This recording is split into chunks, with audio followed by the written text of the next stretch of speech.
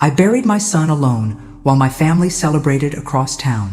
My sister texted, "Stop the drama. We need to talk urgently."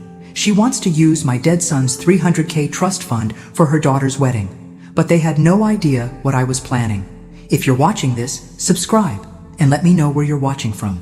Let me take you back to how this nightmare began. 3 months ago, my Daniel lost his battle with cancer at 35. The funeral was scheduled for Saturday, March 18th. That same day, my sister Susan decided to throw an engagement party for her precious daughter Emma, because apparently, dead nephews shouldn't interfere with wedding celebrations. "Grace, you understand, don't you?" Susan had called the night before Daniel's funeral, her voice dripping with false sympathy. "We can't cancel Emma's party. The country club is booked solid. Deposits are non-refundable." I stood in my kitchen, holding the phone with one hand and Daniel's favorite coffee mug with the other. The mug that said, "World's Best Son," a gift I'd given him on his last birthday when we still thought chemo might work. "Of course," I heard myself say, though my voice sounded like it belonged to someone else. "Family comes first." The irony wasn't lost on me, even then. So while I sat in the front pew of St. Mary's Chapel, watching Daniel's casket being lowered into the ground with exactly 7 people in attendance, myself, the pastor, 2 funeral home employees, his best friend Mike, his ex-girlfriend Sarah, and Mrs. Henderson from next door. Susan was clinking champagne glasses 20 miles away. 7 people. For a man who'd coached Little League for free, who'd spent his weekends volunteering at the animal shelter, who'd never missed a birthday or holiday. 7 people, because his own family chose canapes over condolences. The funeral director, a kind man named Mr. Peterson, kept glancing at the empty pews behind me. "Mrs. Walker, would you like us to wait a few more minutes? Sometimes family runs late." "This is everyone," I told him, my voice steady as granite. "We can proceed." But oh, how wrong he was about family running late. They weren't late. They were exactly where they wanted to be. That evening, I came home to 17 missed calls and 43 text messages. Not condolences, not apologies, just a digital avalanche of excuses about why Emma's party was more important than my son's funeral. Mom couldn't make it because of the party, but she sends her love. Emma. "So sorry, Grace, but you know how Susan gets when plans change." My brother Tom. "We'll visit the grave next week. Promise." My youngest sister, Carol. The only honest message came from Susan herself. "Grace, we need to discuss Daniel's estate. Call me Monday." Estate, not inheritance, not Daniel's final wishes. Estate, like my son was a piece of property to be divided and sold. I poured myself a glass of wine, Daniel's favorite red blend that we used to share during our Sunday dinners, and made a decision that would change everything. If my family wanted to treat Daniel's death like a business transaction, then I'd give them exactly what they deserved, but they'd have to wait to find out what that meant. Monday morning arrived with Susan banging on my front door at 7:30 a.m. She didn't even wait for coffee before launching into her agenda. "Grace, we need to talk about Daniel's trust fund," she announced, settling herself on my couch like she owned it. "Emma's wedding is in 6 months, and frankly, that money could make all the difference." I set down my coffee mug slowly, buying time to process the audacity. "Daniel's been dead for 3 days. Susan, and that's tragic, truly. But life goes on." She pulled out her phone, scrolling through what looked like Pinterest boards. "Emma's been dreaming of this wedding since she was 12.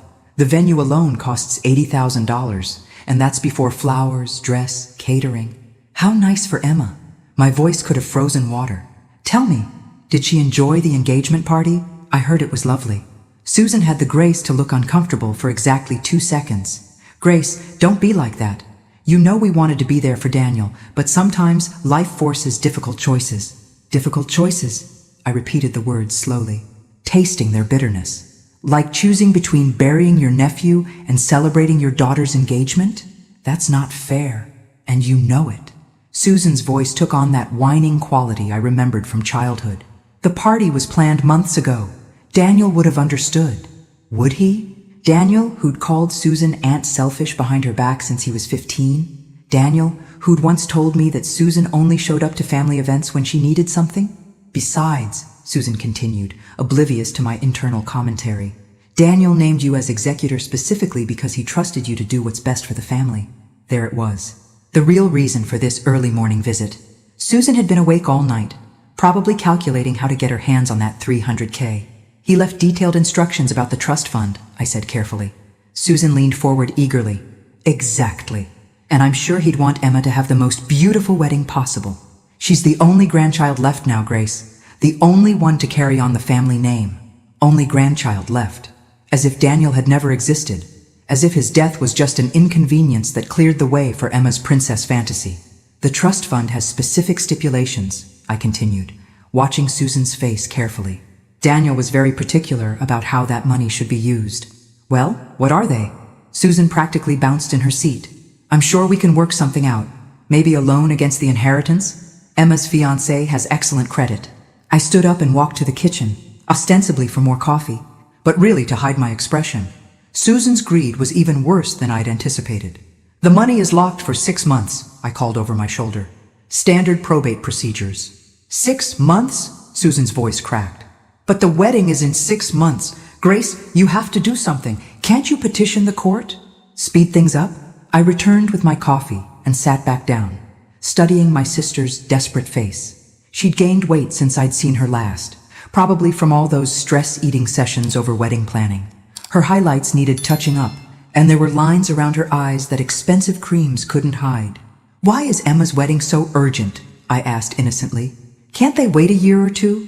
Susan's face went through several color changes. Well, they're very much in love. Young love can't wait, you know.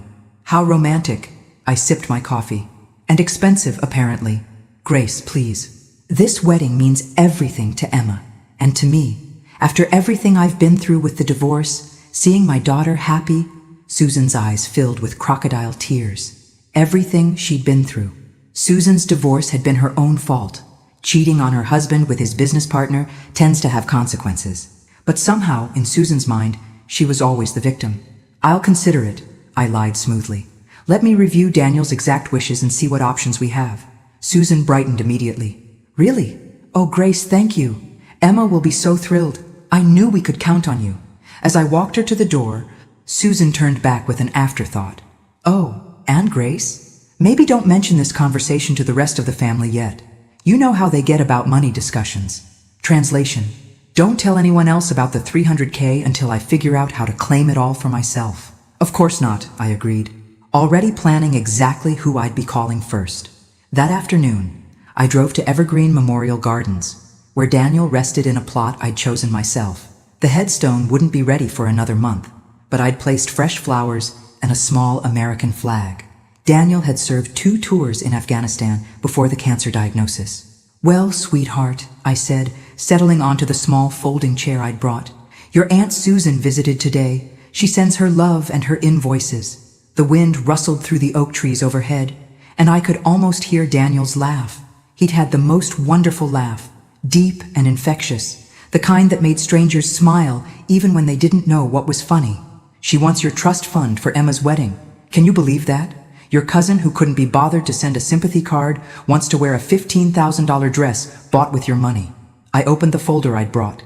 Daniel's will and trust documents, along with the letter he'd written to me during his last week. Mom, the letter began in his careful handwriting. If you're reading this, then the cancer won. I'm sorry for leaving you alone to deal with our family. I know how they are, especially Susan. I've set up the trust fund with very specific instructions because I know she'll come sniffing around the money before my body's even cold. He'd known. Of course he'd known. Daniel had always been too smart for his own good. The $300,000 is meant for education and medical expenses for underprivileged children, the letter continued. I've already contacted the Children's Hospital Foundation and set up the framework. Susan will probably try to convince you that I'd want Emma to have it for her wedding. Don't believe her. I wouldn't give Susan $1 to save her life, let alone $300K for her daughter's princess party. I smiled through my tears. Even from the grave, Daniel was still protecting me from our family's greed. There's one more thing, Mom. I've given you full discretionary power over how and when the money is distributed. If our family gives you any grief about my final wishes, feel free to remind them that kindness during life earns consideration after death. They made their choices.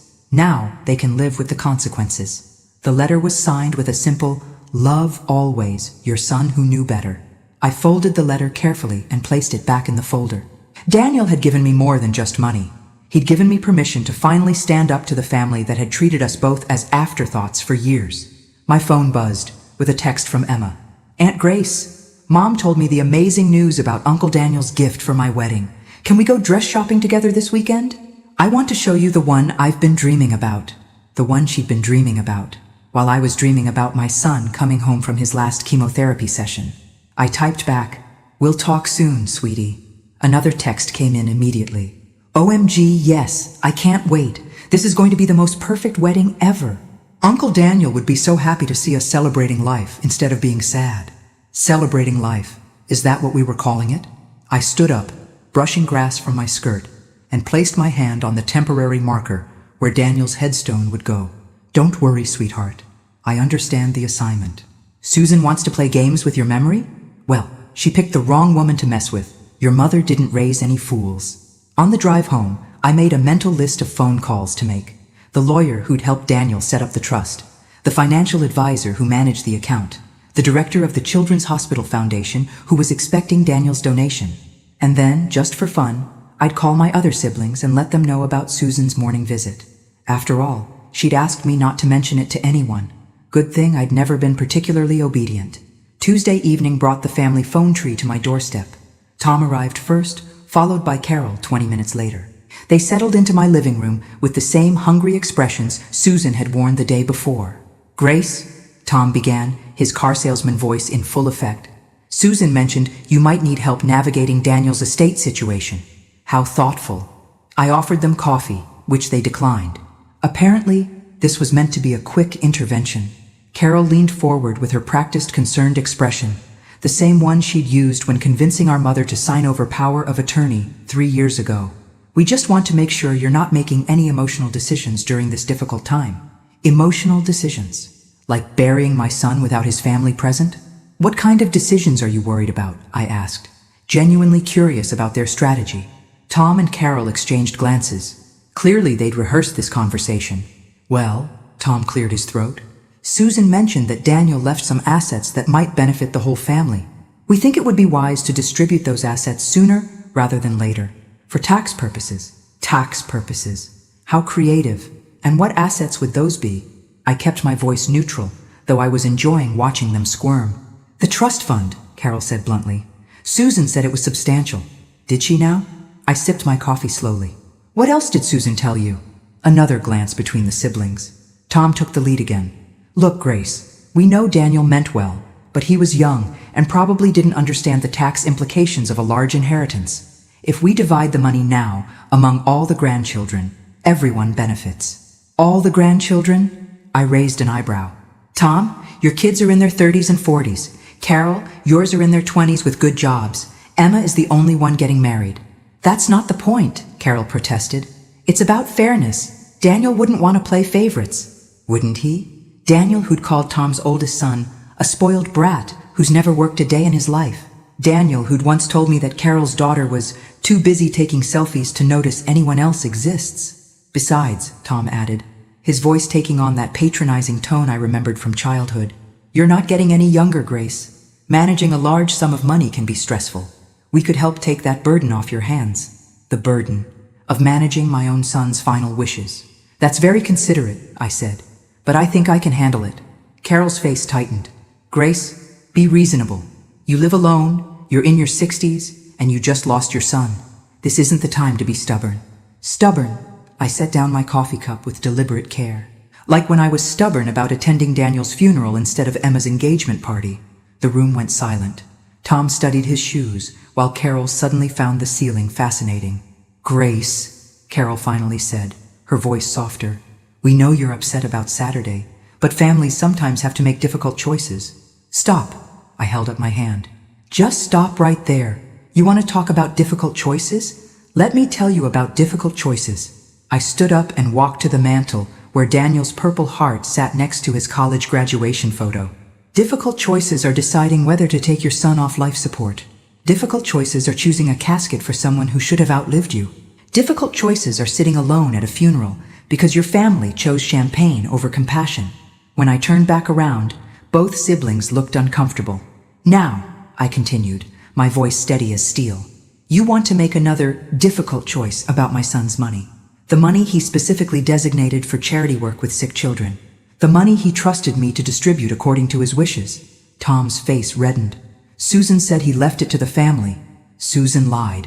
The words hung in the air like a challenge. Daniel left explicit instructions about that money, and not one penny was intended for weddings, vacations, or any other family expenses. Carol stood up abruptly. Fine, be selfish. Keep it all for yourself, but don't expect us to support you when you're old and need care. The threat was so predictable, I almost laughed. Carol, sweetie, when have any of you ever supported me? When Daniel was dying, did you visit? When I was handling funeral arrangements alone, did you offer help? When I was grieving, did you call to check on me? She opened her mouth to protest, but I wasn't finished. The answer is no, to all of it. So your threats about future abandonment ring a bit hollow, considering you've already mastered the art of absence. Tom and Carol left without another word, but I knew this was far from over. Susan would regroup, probably involve the lawyer she'd consulted during her divorce, but I had something they didn't expect. Daniel's actual will, his trust documents, and a burning desire to honor his memory properly. Let them come. I was ready for war. Wednesday morning brought an unexpected visitor, Emma herself, standing on my doorstep with red-rimmed eyes and a Starbucks cup clutched in her shaking hands. Aunt Grace, can we talk? Her voice was smaller than I'd heard it since she was 10. I let her in, noting how she avoided eye contact and perched nervously on the edge of the couch. Emma had always been Susan's pride and joy. Pretty, popular, and perfectly willing to let her mother orchestrate her life. But today, she looked lost. Mom told me about the trust fund, she began, then stopped, pressing her lips together. She said Uncle Daniel wanted to help with my wedding. Did she now? I settled into my chair, studying my niece's face. What else did she tell you? Emma's hands twisted around her coffee cup. She said you were being difficult about releasing the money, that you didn't understand how important this wedding is to our family. I waited, letting the silence stretch between us. Years of raising Daniel had taught me that young people often revealed more when you didn't rush to fill the quiet spaces. But, Emma's voice cracked. But Uncle Daniel never even met Brandon. They only talked once at Christmas, and Uncle Daniel seemed, I don't know, not impressed. That was putting it mildly. Daniel had privately called Brandon a trust fund baby with the personality of wet cardboard. But I didn't share that observation. Tell me about Brandon, I said instead. Emma's face lit up for the first time since she'd arrived. He's wonderful, Aunt Grace. His family owns 3 country clubs, and he went to Princeton, and he's so handsome. Mom says I'm lucky to catch someone from such a good family. And what do you say? The question seemed to surprise her. What do you mean? I mean, what do you think about Brandon? Not what your mother thinks? Not what his family owns? What do you think? Emma stared into her coffee cup for a long moment. When she looked up, her eyes were bright with unshed tears. I think I'm scared. Of what? Of everything. The wedding, the marriage, the pressure to be perfect. The words tumbled out in a rush. Mom's been planning this wedding since I got engaged, and it's gotten so big and expensive and complicated. Brandon's mother keeps adding people to the guest list, and Mom keeps adding things to compete with her. And nobody asked me what I wanted. What do you want? I wanted a small ceremony. Maybe at the beach, just family and close friends. I wanted to write my own vows and have Uncle Daniel walk me down the aisle since Grandpa's gone. Her voice broke completely. But now Uncle Daniel's gone too, and Mom says we can't have the wedding I wanted because Brandon's family would think we're cheap. I reached over and handed her the box of tissues from the side table. Emma, sweetie, whose wedding is this? Mine, but... She wiped her eyes. But Mom's paying for it. Or she was, until she found out about Uncle Daniel's money. Now she says this is my chance to have the wedding of my dreams. But it's not my dream, Aunt Grace. It's hers. There it was. The truth that Susan would never admit. This wedding wasn't about Emma's happiness. It was about Susan's status. Her chance to compete with Brandon's wealthy family, her opportunity to prove she belonged in their social circle. Emma, can I ask you something personal? She nodded. Do you love Brandon? Another long pause. I love the idea of him. I love how he makes me feel safe and taken care of. I love that he chose me out of all the girls he could have had. She twisted her engagement ring, a massive diamond that probably cost more than most people's cars. But sometimes, I wonder if he'd notice if I were replaced by someone else who looked similar and agreed with everything he said. My heart broke for this girl who'd been raised to believe her worth was measured by her ability to catch and keep a wealthy husband. "Emma, your Uncle Daniel left you something in his will." Her eyes widened. "Money for the wedding?" "Not money. Advice." I pulled out Daniel's letter and found the section I was looking for. He wrote, "If Emma is reading this, I hope she remembers that she's smart enough to make her own choices and strong enough to stand by them. Don't let anyone else write the story of your life, especially not your mother." Emma started crying again, but these were different tears. "He said that?" "He did. He also said that if you ever needed someone to talk to about difficult family situations, you should call his friend Sarah. She's a therapist who specializes in helping young women navigate family pressure." I wrote down Sarah's number and handed it to Emma. "Think about what you really want, sweetie. Not what your mother wants, not what Brandon's family expects, but what would make you truly happy." Emma hugged me tightly before she left. "Thank you, Aunt Grace. For the first time in months, I feel like I can breathe." After she was gone, I called Sarah and gave her a heads up about a possible call from Emma. Then I sat back and smiled. Susan wanted to use Daniel's memory to fund her social climbing ambitions? Well, Daniel was about to reach back from the grave and mess with her plans in ways she never saw coming. Friday afternoon, my phone rang with the call I'd been expecting all week. "Grace, we need to meet. Today." Susan's voice was tight with barely controlled fury. "Emma's been asking questions about the wedding, and frankly, your influence isn't helpful." "My influence?" I almost laughed. "You mean encouraging her to think for herself?" "I mean filling her head with doubts about Brandon and the wedding. She came home crying yesterday, talking nonsense about postponing everything. Do you have any idea what that would cost us?" "Cost them. Not cost Emma's happiness or peace of mind, but cost them money and social standing." "Where would you like to meet?" I asked, already knowing this conversation was going to be delicious. "Cafe Luna, 1 hour." Cafe Luna was Susan's favorite restaurant, upscale enough to make her feel important, but public enough that she assumed I wouldn't make a scene. She'd always underestimated me.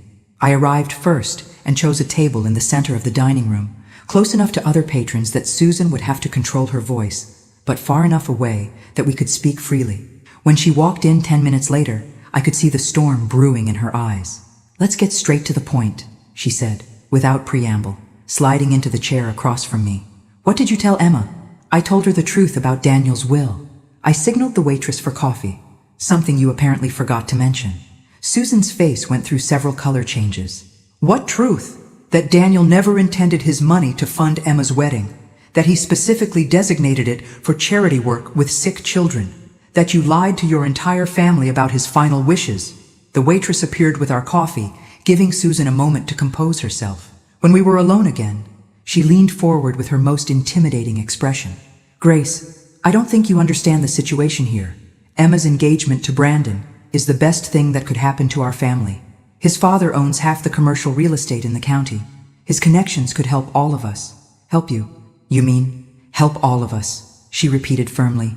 "Tom's struggling with his dealership, Carol's kids need college funds, and well, you're alone now, Grace. When you're older and need care, connections like the Ashford family could make all the difference." The Ashford family. So that was Brandon's last name. I made a mental note to look them up later. "And all it costs is betraying my son's final wishes?" I sipped my coffee slowly. What a bargain. Susan's mask finally slipped. "Your son is dead, Grace. Nothing you do with that money will bring him back. But Emma's alive, and this wedding could secure her future." "Why can't you see that?" "Because Emma doesn't want this wedding." The words hung between us like a challenge. She wants something small and meaningful, not a 3-ring circus designed to impress people who don't care about her happiness. Emma wants what's best for her, even if she's too young to understand what that is. The Ashford family doesn't marry down, Grace. This is Emma's one chance to marry well, and I won't let your grief ruin it. My grief. I set down my coffee cup with deliberate care. "Tell me, Susan, what do you know about my grief? When did you last ask how I was holding up? When did you call to check if I needed anything? When did you show even the slightest interest in my well-being after losing my only child?" She opened her mouth to respond, but I held up my hand. "The answer is never. You've shown more concern about Daniel's money in the past week than you showed about Daniel during his entire illness. You couldn't even be bothered to attend his funeral. But you want to steal his legacy to throw a party." "I'm not stealing anything," Susan protested. "Family money should benefit the family. Then you should be thrilled to know that Daniel's money will benefit hundreds of families. Families with sick children who need medical care and educational support. Just like Daniel intended. Susan's eyes narrowed. You can't be serious. You're really going to give $300,000 to strangers instead of your own niece? I'm going to honor my son's wishes instead of funding your social ambitions. If you want a $100,000 wedding for Emma, then you figure out how to pay for it yourself. Susan stood up abruptly, her chair scraping loudly against the floor. Several nearby diners looked over with interest. This isn't over, Grace. Emma is my daughter, and I won't let you poison her against her own wedding.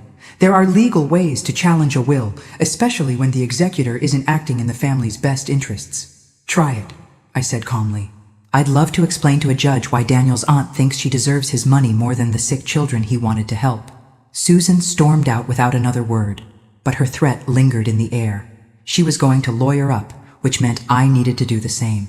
Good thing Daniel had introduced me to the best estate attorney in the state during his final months. Sarah Matthews didn't just handle wills. She specialized in protecting them from greedy relatives. Let the real war begin. Monday morning brought Sarah Matthews to my kitchen table, her briefcase full of legal documents, and her expression grimmer than I'd expected.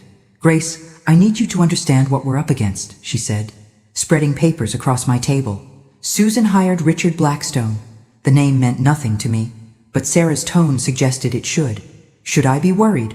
Blackstone specializes in contesting wills, particularly when substantial amounts are involved. He's expensive, ruthless, and very good at what he does. Sarah pulled out a thick folder. He's already filed a preliminary motion claiming you're not competent to execute Daniel's wishes due to grief-induced mental distress. I laughed. I actually laughed. Mental distress? For wanting to honor my son's charitable intentions? Blackstone's argument is that no rational person would give away $300,000 to strangers while family members have legitimate financial needs. He'll paint you as a grieving mother making emotional decisions. And Emma's wedding dress is a legitimate financial need? Sarah smiled grimly. That's exactly what we'll ask the judge. But Grace, there's something else. Blackstone has requested a psychological evaluation. He wants a court-appointed psychiatrist to determine your mental capacity. The audacity took my breath away. Susan was literally trying to have me declared mentally unfit because I wouldn't fund her daughter's fairy tale wedding. Can they do that? They can request it. Whether the judge grants it depends on how we present our case. Sarah leaned back in her chair. The good news is that Daniel's will is ironclad. He was very specific about his intentions, and he had 2 witnesses, plus a notary. The bad news is that family challenges can drag on for months, even years. What do you need from me? Everything. Daniel's medical records showing he was mentally competent when he wrote the will. Documentation of his charitable interests while he was alive. Proof that he specifically chose the Children's Hospital Foundation. And Grace, Sarah's expression softened. I need you to be prepared for this to get ugly. Susan's already given statements to Blackstone's investigators about your erratic behavior since Daniel's death. What erratic behavior? According to Susan, you've become withdrawn, paranoid, and hostile toward family members who are only trying to help. She claims you've isolated yourself and made irrational financial decisions. I poured myself more coffee, my hands surprisingly steady. You mean like refusing to fund a $100,000 wedding for a niece whose fiancé Daniel actively disliked? Exactly like that. But Blackstone will spin it differently. Sarah gathered her papers. I'm scheduling a meeting with Dr. Patricia Monroe. She's a geriatric psychiatrist who specializes in competency evaluations. If we're going to beat Susan to the punch, we need our own expert witness. After Sarah left, I sat in my quiet kitchen and wondered how my family had become such strangers. When had love been replaced by greed? When had Daniel's death become an opportunity instead of a tragedy? My phone buzzed with a text from Emma. Aunt Grace, Mom hired a lawyer. She says you're sick and need help. Is that true? I typed back, I'm fine, sweetie. Just protecting Uncle Daniel's wishes like he asked me to. 3 dots appeared, then disappeared, then appeared again. Finally, can I come see you this weekend? I need to tell you something important. Of course. Saturday afternoon? Yes. And Aunt Grace? I think I know why Mom's so desperate for this money. It's not just about the wedding. I stared at that last message for a long time, wondering what other secrets my family had been keeping. Saturday afternoon, Emma arrived with puffy eyes and a manila envelope clutched in her hands. She sat on my couch like she was afraid it might bite her. "Aunt Grace, I found something in Mom's papers." She handed me the envelope with shaking hands. "I was looking for my birth certificate for the marriage license, and I found these in her desk. Inside were credit card statements, loan documents, and notices from collection agencies, all addressed to Susan Walker." "Emma, sweetie, I don't think I should be looking at your mother's private financial information. She owes $80,000 in credit card debt," Emma said quietly. "The house has a second mortgage she took out last year, and there's a notice about her car being repossessed if she doesn't make payments." I scanned the documents, my heart sinking with each page. Susan wasn't just greedy, she was desperate, financially drowning and seeing Daniel's trust fund as her life preserver. "There's more." Emma pulled out another set of papers. "Brandon's family isn't paying for anything. His mother told Mom that the bride's family traditionally handles all wedding expenses. Mom's been lying about their contribution." The pieces clicked into place. Susan had promised Emma a fairy tale wedding, probably assuming she could charm the money out of me through guilt and family pressure. When that failed, she'd turned to legal intimidation. "Emma, does Brandon know about your mother's financial situation?" "I don't think so. His family is very," she searched for the word, "traditional. They believe in proper social standing and financial stability. If they knew Mom was broke, they might question whether I'm suitable for their son. And how would you feel about that?" Emma was quiet for a long moment. "Relieved, maybe?" "Aunt Grace, I've been thinking about what you said, about what I really want. I called that therapist, Sarah, that Uncle Daniel mentioned." "How did that go?" "She helped me realize that I've been planning my mother's dream wedding, not mine, and that maybe I'm marrying Brandon for the same reason, because it's what Mom wants, not because it's what makes me happy." I set the financial documents aside and focused on my niece's face. "What would make you happy?" "I want to postpone the wedding. Take time to figure out if Brandon and I are really compatible, or if we're just going through the motions because it looks good on paper." Tears started flowing again. "But if I postpone, Mom will lose all the deposits, money she doesn't have." "Sweetie, your mother's financial problems are not your responsibility." "But she's my mom. I can't just let her drown."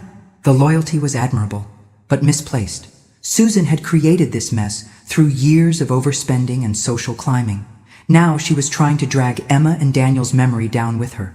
"Emma, what if there was a way to help your mother without sacrificing Uncle Daniel's charitable goals?"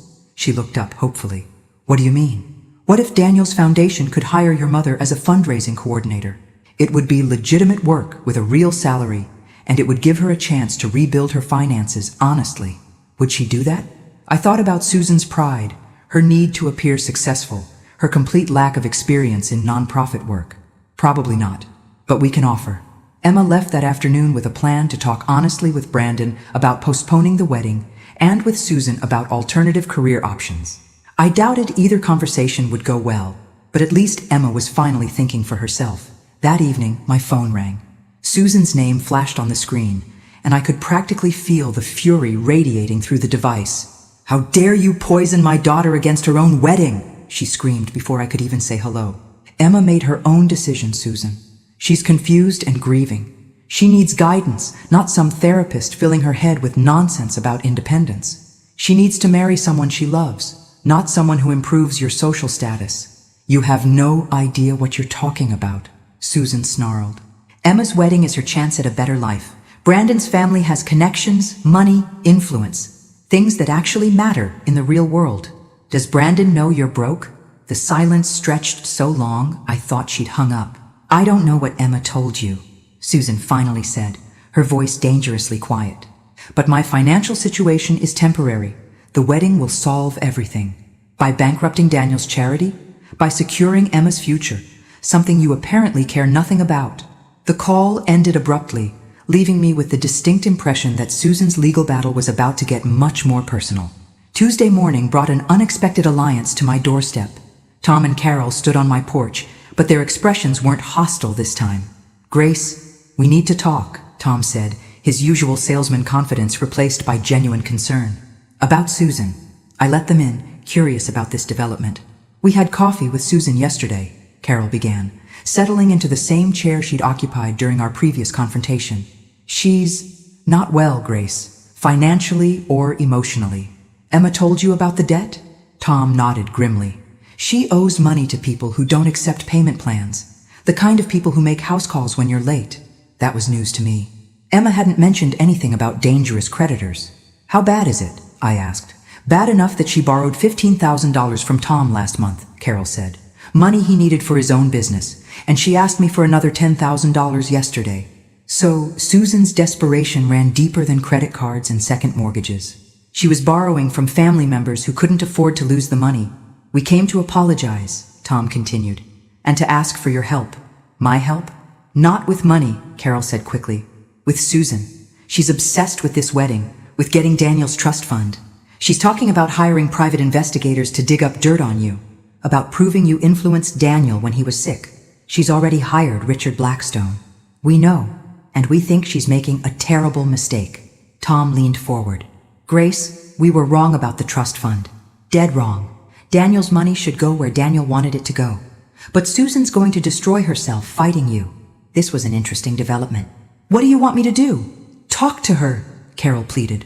Make her understand that this legal battle will only make things worse. She can't afford Blackstone's fees, and if she loses, she'll owe him money on top of everything else. And if I refuse, then Susan will probably lose her house, her car, and her relationship with Emma. And Emma will blame herself for all of it. The manipulation was subtler this time, but still manipulation. They weren't asking me to give up Daniel's money. They were asking me to save Susan from the consequences of her own choices. I'll think about it, I said finally. After they left, I called Sarah Matthews and arranged to meet at her office. If Susan was escalating her investigation, I needed to know what she might find. Grace, is there anything in your past that Blackstone could use against you? Sarah asked, her pen poised over a legal pad. Any financial irregularities? Legal troubles? Mental health issues? Nothing significant. Daniel and I lived quietly after his father died. I managed my finances conservatively. Never had any legal problems. What about your relationship with Daniel during his illness? Did you have any disagreements about medical decisions? His will? His care? We agreed on everything. Daniel was very clear about his wishes. Sarah made notes. What about other family members? Did any of them express concerns about Daniel's mental state when he wrote the will? They barely visited when he was sick. Susan came twice, Tom maybe 3 times. Carol sent cards. The memory still stung. They didn't care enough to worry about his mental state then. Good. That helps our case. Sarah set down her pen. Grace, I have to ask. Are you absolutely certain you want to fight this? Blackstone's fees alone could drain a significant portion of the trust fund. Daniel trusted me to honor his wishes. I won't let his family's greed override his final act of charity. Then we fight. But I want you prepared for what's coming. Blackstone will attack your character, your judgment, your relationship with Daniel. He'll make you sound like a manipulative woman who influenced a dying man for her own purposes. What purposes? I don't get any money from this. That's what makes you dangerous to his case. You have no obvious motive except honoring Daniel's wishes. Blackstone will have to create one. I left Sarah's office feeling like I was preparing for war, which I supposed I was. That evening, Emma called with an update on her conversation with Brandon. He was not happy about postponing, she said carefully. He thinks I'm having pre-wedding jitters and that I should trust his judgment about what's best for our future. And what do you think? I think he didn't listen to a word I said about wanting to slow down and really get to know each other. He just kept talking about how disappointed his parents would be and how much money we'd lose on deposits. Sounds familiar. Exactly like Mom. Aunt Grace, I think I've been engaged to a male version of my mother. Progress. Thursday morning brought the shock that changed everything. I was reviewing trust fund documents when my doorbell rang. Standing on my porch was a woman I'd never seen before. Mid-30s, professional attire, carrying a briefcase. Mrs. Walker, I'm Jennifer Morrison, investigative journalist with the Tribune. I'd like to ask you some questions about the Ashford family. Brandon's family. Why would a journalist be interested in them? I'm not sure I can help you, I said carefully.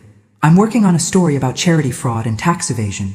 The Ashford Foundation has been under federal investigation for the past 6 months. My blood ran cold. What kind of investigation? They've been claiming tax deductions for charitable donations that never reach the intended recipients. We're talking about millions of dollars over the past 5 years. Jennifer pulled out a tablet and showed me copies of IRS documents.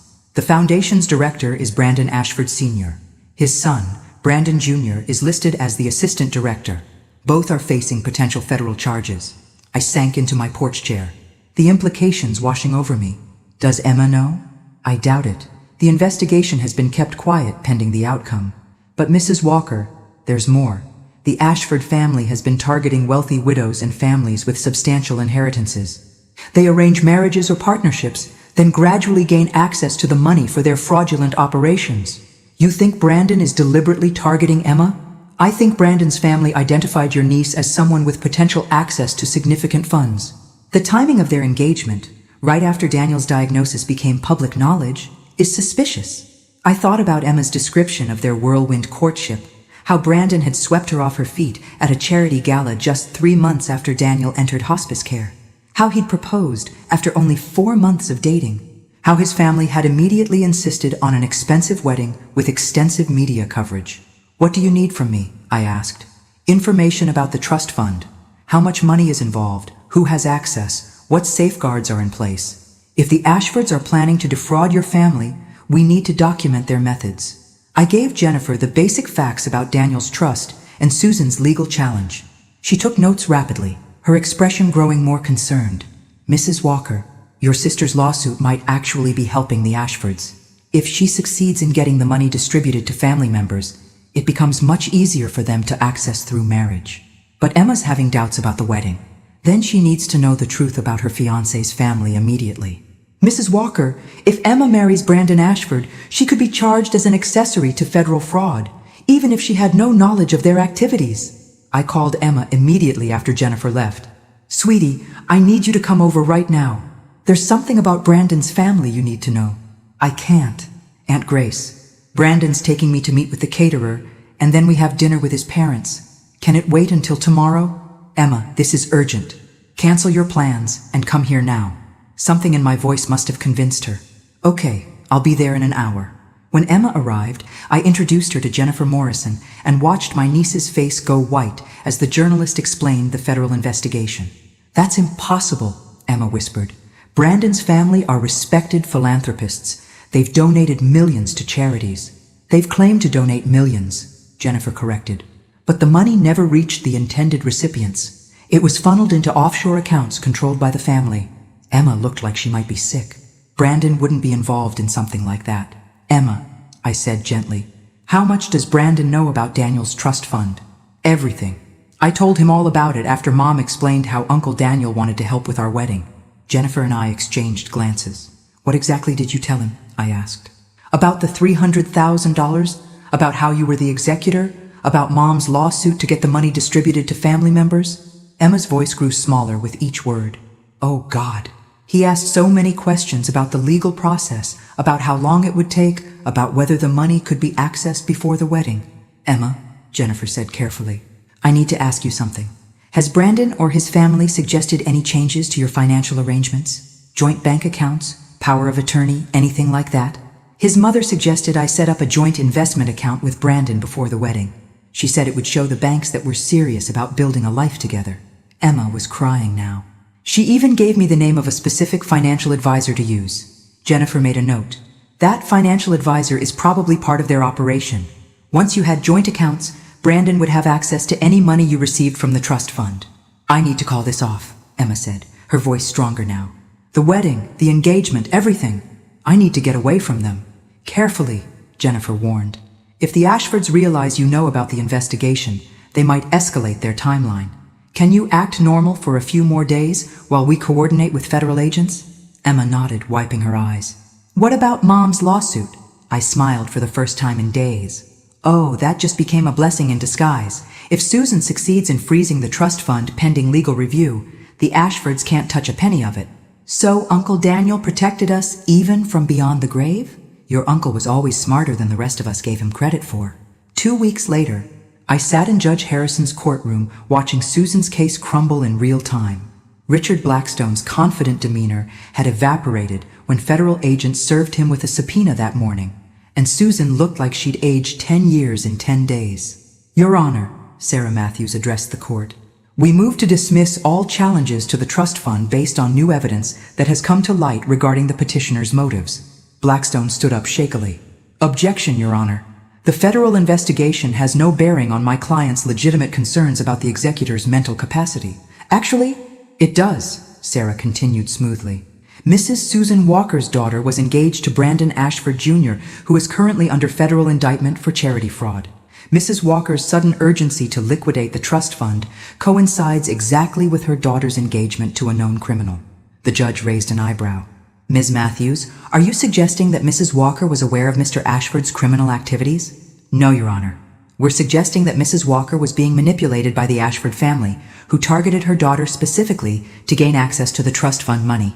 Mrs. Walker's lawsuit, while well-intentioned, would have made it much easier for the Ashfords to steal the money intended for sick children.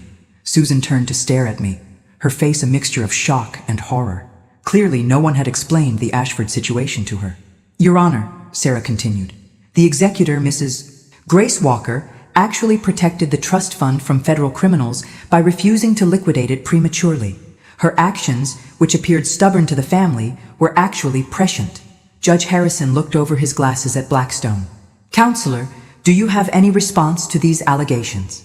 Blackstone was flipping through papers frantically. Your Honor, my client was unaware of any federal investigation. She was simply trying to ensure her daughter's future happiness. By stealing money from sick children to fund a wedding to a criminal, Sarah added helpfully. Objection. Sustained. Ms. Matthews, please keep your editorial comments to yourself. The judge reviewed the documents for what felt like hours before finally speaking. Based on the evidence presented, it appears that Daniel Walker's trust fund was properly established and that his executor has acted in accordance with his expressed wishes. The challenge to Mrs. Grace Walker's competency is dismissed. Furthermore, given the federal investigation into the intended beneficiary family, this court commends Mrs. Walker for her diligence in protecting charitable funds from potential fraud. Susan's shoulders sagged in defeat. As we filed out of the courtroom, she approached me hesitantly. Grace, I'm sorry. I had no idea about Brandon's family. Is Emma okay? Emma's fine. She's postponed the wedding indefinitely and started therapy to work through the manipulation she experienced. And the money? Goes exactly where Daniel intended.